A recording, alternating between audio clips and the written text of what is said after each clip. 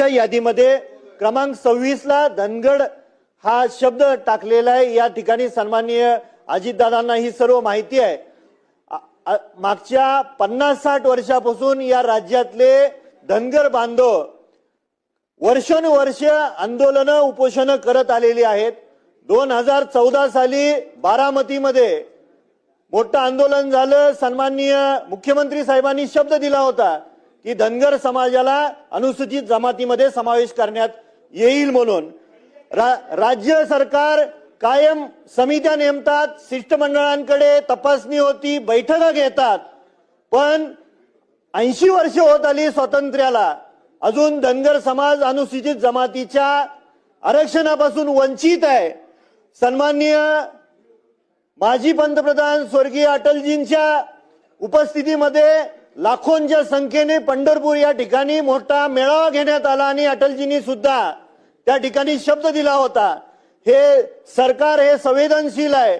धनगर बांधवांच्या ह्या ज्या मागण्या आहेत, विशेष करून अनुसूचित जमातीचा समावेश करणं खूप गरजेचं आहे।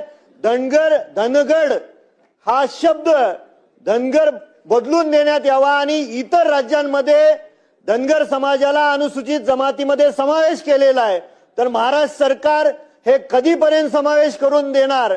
सारख्या समित्या होतात मंत्री महोदय, सारख्या बैठका होतात। भाषण नको, बस बोला, उत्तर घ्या। अध्यक्ष महोदय, यामध्ये मी स्पष्टपणे सांगितलेले आहे, निश्चित आहे धनगर समाजावर किंवा बंजारा समाजावर अन्याय होऊ नये ही शासनाची भूमिका आहे। आणि त्या संदर्भामध्येच आता जे काही मागे जालना जिल्ह्यामध्ये जे आंदोलन झालं ते इतक्या मोठ्या प्रमाणात होतं की प्रत्येकाचा रोष, मग तो धनगर समाज असेल, बंजारा समाज असेल, यांचा रोष हा महाराष्ट्राने पाहिलेला आहे। आणि आता हे प्रकरण कधीतरी एकदा निकाली काढावं म्हणून माननीय मुख्यमंत्री महोदयांनी आता ही समिती नेमलेली। आता ह्या 2-3 महिन्याचा अहवाल जो आपण कालावधी जो दिलेला आहे, जेव्हा मुख्यमंत्री साहेबांनी सह्याद्री अतिथीगृहावर स्वतः त्यांनी आश्वासन दिलंय आणि 3 महिन्याचा कालावधी जेव्हा त्यांना दिलेला आहे, तर अहवाल प्राप्त झाल्याशिवाय पुढची कारवाई करणं थोडंसं उचित होणार नाही। म्हणून योग्य मार्गाने आणि जे काही आरक्षण देणे किंवा हा जो विषय असतो या वेळेला त्याच्यामध्ये कोणती कमतरता नसावी या अनुषंगाने मुख्यमंत्री ठोस पावलं उचलतायत। म्हणून आता आणखीन या सर्व प्रकरणाला 3 महिन्याचा कालावधी निश्चित लागणार आहे। चला पुढे जाऊ।